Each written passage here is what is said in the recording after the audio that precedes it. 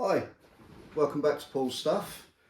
My space on YouTube where I get to talk about all the things I love. Lots of Star Wars, lots of lightsabers. Today is a quick update to a video I posted yesterday on the new Xeno3 board. Because I realised that there were some features that I missed, and I wanted to correct some things that I said that I wasn't sure about, and I wanted to show you again some of the blade effects, but with a blade colour that will show up better on video, hopefully. So yeah, today is by way of a quick update. So you'll have to bear with me a little bit because I can't see the app fully if you can see it on the screen, so I'm having to kind of crane around to see it. So there are a few things that I missed in the app. The first and probably the most obvious, there's an on-off button in the app. So you just press that button at the top, that will operate and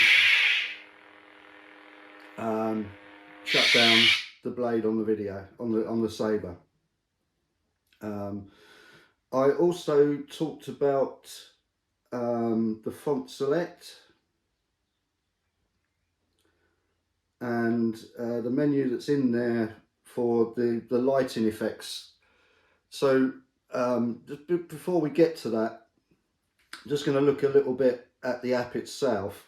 So this first page is really all about font specific stuff. It covers all the things that will happen in each specific font. So the font itself, the lighting effects that are specific to that font. The only thing that's not specific is the battery and the volume. The colour is specific to the font. The tracks are specific to the font. So this first little symbol at the bottom, like a chain, that's all to do with the font, really.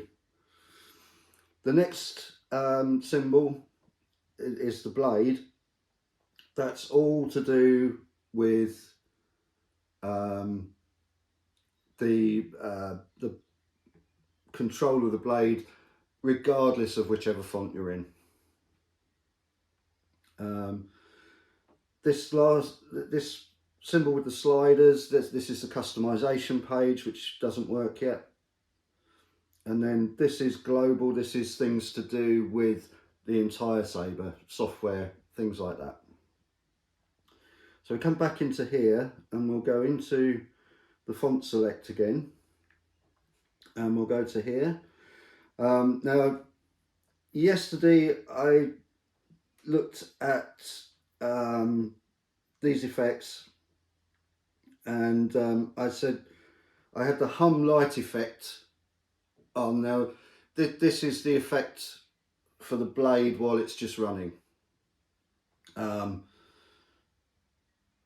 I mentioned there that if you could turn some of those off in the config, you can't. It's not those, it's actually the saber mode, which is different.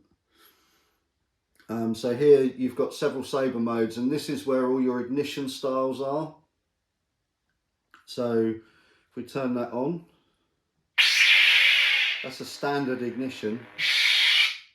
If we come into the font, so this is where it's annoying because you've got to keep going in and out of things to be able to do things.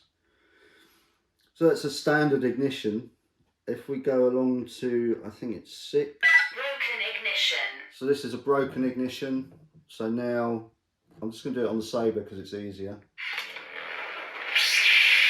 We've changed the ignition style. And you've got all the ignition styles that used to be on the V2 are basically there. We've also got some other things. And standard mode.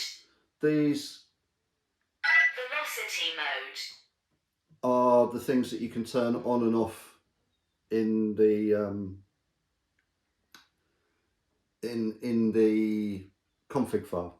So velocity mode,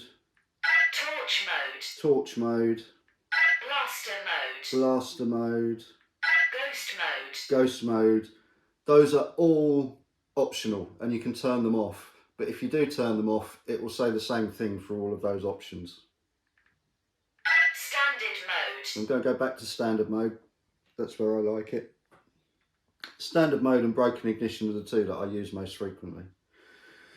So that clarifies that. And then hum mode is the blade effect while it's on. So things like fire blade, unstable, pulse, standard, or steady.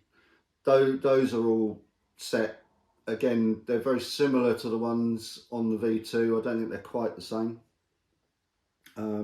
So that clarifies that. And then the other things are light effects that you have an option for. So things like the force light effect, the clash light effect, the blaster light effect, the lock-up light effect. All of those are you've got either 2 or 3 options usually on those in terms of the type of light effect. So for example, the blaster, let's have a look at one. So the blaster that's on here at the moment is this one.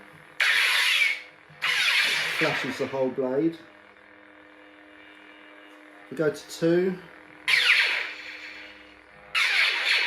then it's flashing in certain areas. That was the tip mount coming on. And if we go to 1, got it from the middle and it radiates out. I quite like that, so I'm going to leave that on that one. And you can do the same with that for some of the other effects as well. So we'll just get rid of this and turn this off. So that was my first kind of omission. Don't think I missed anything on the blade section. The customization section isn't currently active. That will be developed soon. And this section with the name, I explained before that this name is held on the device, on your phone or whatever, not on the Saber. So again, if you're using more than one device, you have to set that name on each device. And the things that are in here, I think I explained. They're fairly self-explanatory anyway. You've got an update for the software for the Saber. You've got the section where you can change that name, and then there's a section at the top which I explained is about saving the config file that's on the Saber currently, or loading a saved config back onto the Saber. As far as I can tell, that isn't working at the moment. And then the little cog at the top, if you go into that, that's settings for the app. So it gives you the version of the app, the option to update it. So I think that's everything that I didn't cover on the app itself. Hopefully that clarifies some of that stuff. So what I'll do now, I'll just show you some of the blade effects that you can get now with this, that are so a lot of them are similar to the V2, but some of them are different. This is the connection issue that I was talking about in the last video as well. You can see now I've moved the Saber away and put the pommel on. It's disconnected, it can't find the signal for it again. So yeah, you have to have things in quite close proximity. And yesterday I was saying, you know, you can't test things on the Saber while you're doing things in the app. You have to keep coming back out to the test things to do them. That's because if you pick the Saber up and try and twist it and things like that, you will lose the connection. It can be that sensitive. Anyway, on to effects. So I've chosen a red blade because I think this will show up better. So we've seen blaster, that's the one I've just set, and most of these are adjustable now. So this is the flash on clash. If you hold the button and clash, you get a lock up, and hopefully now you can see, as I bring that up, the lock up is moving along the blade. That's a new feature. On the V2 it just stays in the middle. Press the button again to get rid of that. And then the other lighting effect that is on the V2 as well is the force effect. It appears that the Chancellor is behind everything. And this is another one that you can customize.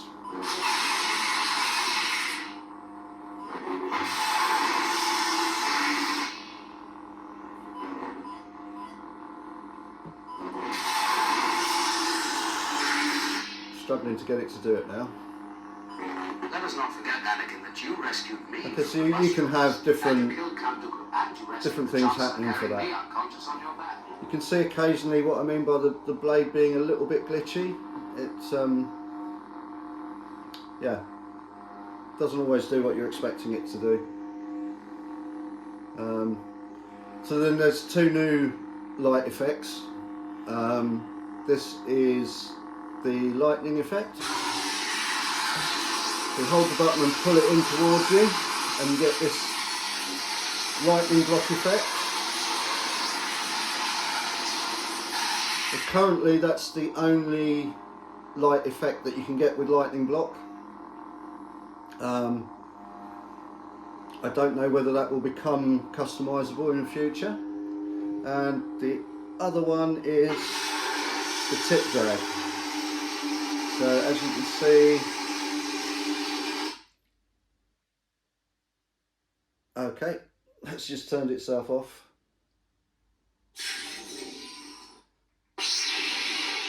And it's gone back to blue.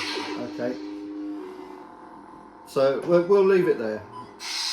You can see the system is a little bit glitchy at the moment, I'm finding. But yeah, that's a quick update. The other two things that I wanted to mention, I also talked about the charging and not hearing the ready sound when it was charging. I have now heard that. I think it's just taking longer to charge. For whatever reason that is. I hadn't heard it before because I hadn't left it on charge for long enough. I left it on charge last night to see if it would do this. It did. It said ready after I think about three and a half hours, maybe 4 hours. When I checked it with the app was saying 98% on the battery. So it's pretty close. The other thing was the deep sleep mode and the Saber automatically going into deep sleep. So I checked on that. The Saber does now still go into deep sleep. If it's in this state where it's turned on but not being used, it will go into deep sleep. I'm sure on the V2 that used to be after about 10 minutes. On the V3 or on the Xeno3, it seems to be after half an hour. I've checked it a couple of times now, timed it both times, and it was pretty much bang on to half an hour. It goes into deep sleep mode. So it will do that, it just takes a bit longer. The other thing I was going to mention is the name. I'm hearing a lot of people calling this the Xeno version 3. I'm hearing occasionally it called the Xenopixel V3. The name is the Xeno3, and I think Nexus have specifically called it the Xeno3 to differentiate it from the old Xenopixel version naming system. So where we used to have a Xenopixel version 2, that's now changed to Xeno3, and the reason for that being that this is no longer just a pixel board. It also does RGB baselit. So it's not the Xeno V3, it's not the Xenopixel V3, it's the Xeno3. It's a pet peeve of mine, especially when, you know, I get a lot of people asking me for help, and you ask them, what version have you got? And they've heard all sorts of things. You have to kind of try and work out. So I'm always keen to use the specific name that the manufacturer is using. And on this occasion, that's Xeno3. Anyway, pet peeves aside, I am really enjoying this board. It does seem a little bit quirky.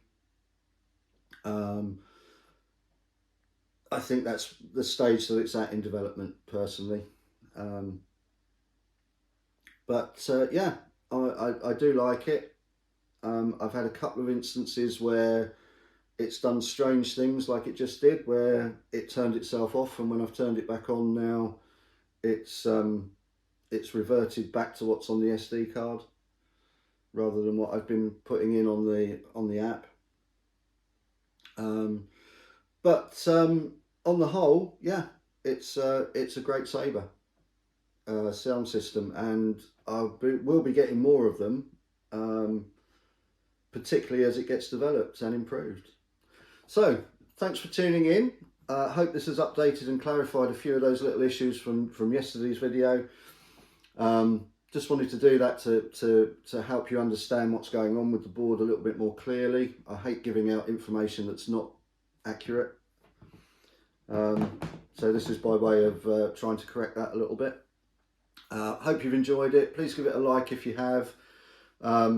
Please consider subscribing to the channel. Quick plug for Legends Comic-Con coming up in August.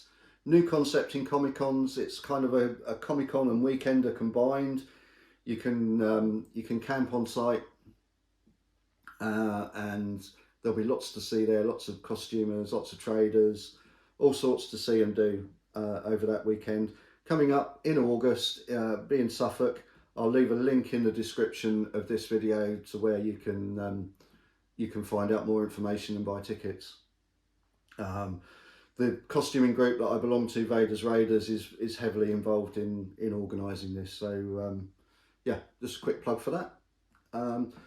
But I think that's everything for now. I don't want this video to be a long one, so I'll say cheerio.